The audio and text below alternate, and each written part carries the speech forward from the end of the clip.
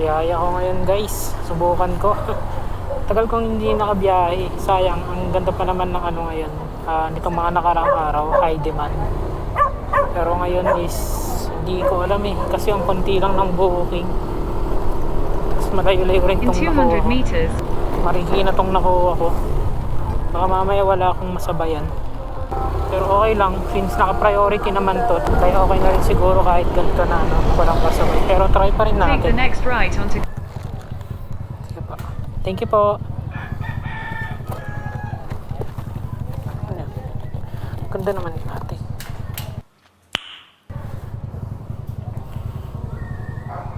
Ganda ni ate.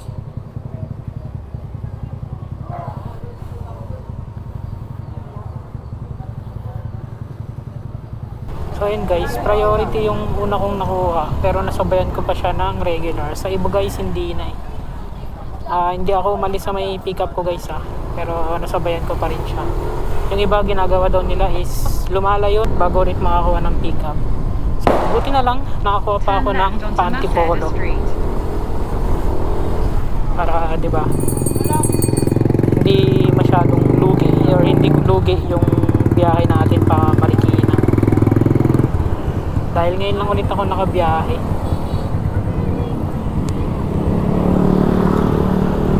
Yun guys, napakadilim ng kalangitan. Tapos nasa compartment pa ng M3 ko yung ano, mga kapote ko. Wait. Kaya nakatape na tong gamit dito sa ano, wait, malala. Sana pala nilabas ko na rin yung ano, kapote. Wag muna niya ibuhos. Tayo muna niya ma-deliver itong mga item ko. Sarap po, grabe ang luwang. Luwang ng kalsada. Sarap bumiyahe sana araw-araw ganito no. So ito yung dala ko guys. Dalawang booking. Papa. Wala na po. Thank you. So ayun, na-drop off ko na next. Ito namang papunta ng Antipolo. Ay, one way ba to? One way nga ito. One na. Sana may drop off ko muna to bago bumuhos.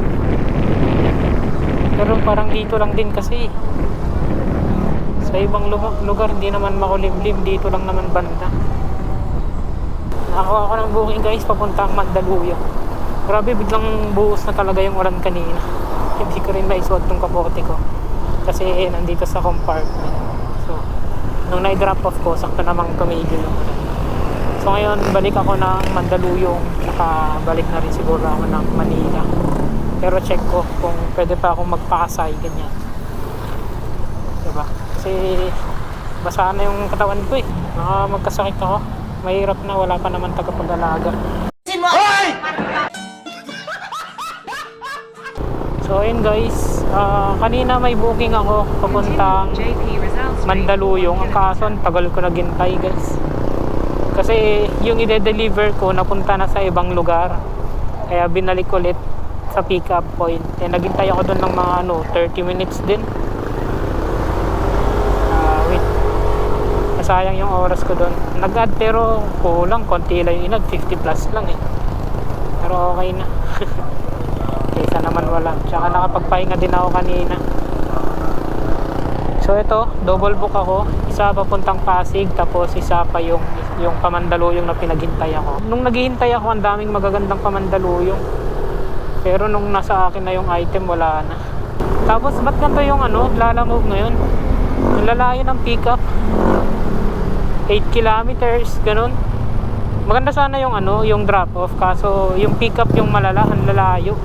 Siguro ganito talaga dito sa Antipolo. Hindi ko alam Antipolo to or Marikina. Papunta na ako sa drop off ng Pasig. So ayun guys, na drop off ko na dito yung pang-apat na booking. Gabi na. So kuha na lang ako ng pabalik ng Manila. Kung sisipagin pa ako, ikot-ikot pa ako ng Manila. Nakakuha na ako ng pabalik ng Manila, kaso single booking na to dahil medyo may problema tong aking motor eh. Wait.